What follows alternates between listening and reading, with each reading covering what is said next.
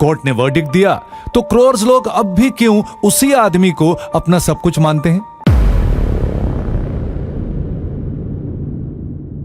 Psychology में एक concept है एक्सपेरिमेंटल ट्रुथ। जो तुमने खुद जिया हो वो तुम्हारे लिए किसी भी एक्सटर्नल वर्डिक्ट से बड़ा होता है, और यही क्रोर्स ऑफ फॉलोअर्स का कोर आंसर है। वो ब्लाइंडली नहीं चले, वो खुद जी के आए हैं। सोचो एक बार, क्या मिला उन्हें? किसी को मिला एक बाप का प्यार जो अपने असली बाप से कभी नहीं मिला था। किसी को मिला एक दोस्त जो जज नहीं करता था, जो सुनता था, सच में सुनता था। किसी को मिला एक भाई जो मुश्किल वक्त में बिना मांगे साथ आ खड़ा होता था। और यहां एक और चीज जो किसी को एक्सप्लेन नहीं करनी पड़ती थी। उनके पास जो लोग आते थे, हिंदू भी, मुस्लिम भी, सिख भी, आदिवासी भी, ब्राह्मण भी, अमीर भी, गरीब भी, पढ़े लिखे आईएएस ऑफिसर्स, और वो भी जो कभी स्कूल नहीं गए, खेत में काम करने वाले किसान और असेंबली में बैठने वाले नेता, जवान लड़कियां, 90 साल की दादियां, सब एक ही जमीन पर बैठे। ये कोई केयरफुली क्यूरेटेड डाइवर्सिटी नहीं थी, ये ऑर्गेनिक थी। क्योंकि जो चीज सच में यूनिवर्सल होती है वो किसी को बाहर नहीं छोड़ती। न जाति पूछती है, न मजहब, न डिग्री, न बैंक बैलेंस। सिर्फ एक सवाल पूछती है, क्या तुम अंदर से ठीक होना चाहते हो? और जो हां कहता था वो आ जाता था। उनकी एक खास आदत थी, छोटी छोटी बातों का ख्याल रखना। किसी के घर में बीमार कोई है वो पूछ लेते, किसी का बेटा एग्जाम दे रहा है वो याद रखते, किसी की पर्सनल तकलीफ वो पेरेंट्स की तरह फील करते। ये कोई पीआर स्ट्रेटेजी नहीं थी, ये उनकी फितरत थी।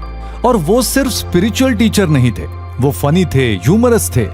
उनके सत्संग में लोग रोते भी थे, हंसते भी थे। एक ही बैठक में आंसू भी, कहे भी। ये कनेक्शन कोई मैन्युफैक्चर नहीं कर सकता। अब यहां एक और डायमेंशन है।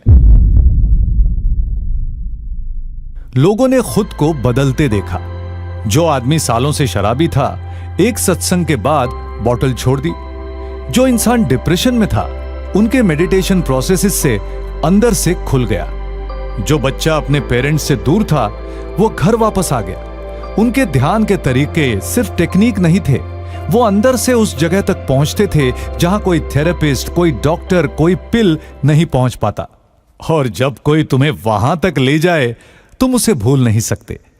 कोर्ट का कोई भी कागज वो अनुभव नहीं छीन सकता। एक और चीज जो फॉलोअर्स बार बार कहते हैं, उन्होंने कभी कुछ मांगा नहीं, न पैसा, न फेवर, न कोई रिटर्न गिफ्ट।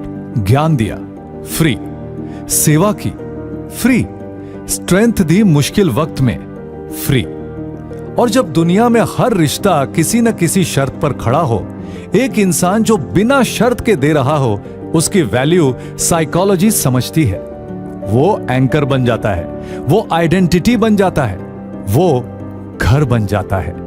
और फॉलोअर्स ने देखा, वो सिर्फ बोलते नहीं थे, करते थे। नेशन के लिए सोचा, सोसाइटी के लिए काम किया, जमीन पे उतर के सेवा की। जब कोई इंसान अपने एक्शंस से प्रूफ करता है, तो फॉलोअर्स का विश्वास ब्लाइंड फेथ नहीं रहता, वो विटनेस्ड फेथ बन जाता है। और एक चीज और, जो लोग उनसे जुड़े, उन्होंने सिर्फ सत्संग नहीं सुना, उन्होंने अपनी जिंदगी बदली।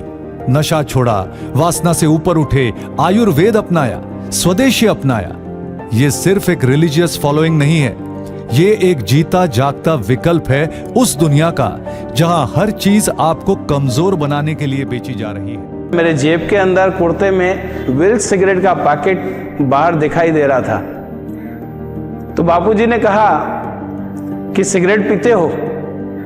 तो मैंने कहा हाँ बापूजी, 15 से 20 पैकेट रोज सिगरेट पीता हूं। बापूजी ने कहा शाबाश, और शराब पीते हो? मैंने कहा बापूजी लगभग पौनी बोतल रोज शराब हो जाती है। भाई शाबाश, मुझे याद है वो एक एक दृश्य, एक एक बात। फिर बापूजी ने मुझसे पूछा था कि मांस मच्छी भी खाते हो? तो मैंने कहा बापूजी ऐसा कोई दिन नहीं है जिस दिन मैं मांस मच्छी न खाता हूं। तो बापूजी ने बड़ी करुणा से, कृपा बरसाते हुए मुझसे ये पूछा कि ये सब आदतें छोड़ोगे? तो मैं तो नास्तिक था। मैंने उसी घमंड के लहजे में बापूजी से पूछा कि आप छुड़वा सकते हैं क्या? तो बापूजी ने विनोद करते हुए, मुस्कुराते हुए मुझे कहा कि मुझ पर हाथ रखो और कहो आज से छोड़ दिया। तो मैंने भी कहा कि चलो छोड़ दिया। बोला अब तू जाके बेटा पी के दिखाना। दिन निकलते चले गए, सिगरेट भी नहीं, मांस मच्छी शराब भी नहीं। दिन अच्छे बीतने लगे, मन आनंदित रहने लगा। इस तरह से कर करके मेरे को एक अजीब लगा कि मैं 1-5-10 मिनट भी बिना सिगरेट, पानी पीऊं तो सिगरेट चाहिए, चाय पीऊं तो सिगरेट चाहिए, नाश्ता खाऊं तो मुझे सिगरेट चाहिए, खाना खाऊं तो मुझे सिगरेट चाहिए, सोने से पहले सिगरेट चाहिए, नींद उठने से पहले सिगरेट चाहिए। मेरे जैसा चेन स्मोकर बिना सिगरेट के चल रहा है, ये मेरे लिए बड़ा आश्चर्य का कारण था। तो फिर जब पूज्य श्री कल्याण में आए तो मैंने कहा कि मैं इस संत से दीक्षा लूंगा, जिनको एक माल्यार्पण करने के लिए गया हूं तो मेरे जीवन के अंदर इतना बदलाव आ गया है। आसाराम जी ने लाखों लोगों के ये छुड़ा दिए, शराब छुड़ा दी। बिल्कुल छुड़ा। आसाराम जी ने लाखों लोगों के जीवन में परिवर्तन लाया। मातृ पितृ दिवस लेकर के कहा कि एक दिन भी तो कम से कम माता पिता की पूजा करो। जो उन्होंने कर्म किए अच्छे और समाज पर जो व्यापक परिणाम उसका आया, हम उन कर्मों को लेकर के उनके जो अनुयायी हैं उनके जीवन में, उनके बेटे की शराब छूट गई, उनके बेटे का कोठे पे जाना छूट गया, उनका बेटा बहुत अच्छा बन गया, उनके घर में शांति आ गई, आत्मज्ञान की तरफ बढ़ने लगे। वो तो चाहे आप कुछ भी कर दो, वो उनको छोड़ने वाले नहीं हैं, वो उनको फॉलो करेंगे। क्योंकि वो तू कहता कागज की लेखी, मैं कहता अखियन की देखी, मेरे आंखों से देखे, मेरे परिवार में उत्साह आ गया, जीवन मेरा ठीक हो गया, वो मानते रहेंगे। तो ऑनेस्टली क्या यही फॉलोअर बेस नहीं है जो इंसानियत को बचा सकता है, जो खुद मजबूत है, जो टूटता नहीं, जो बिकता नहीं?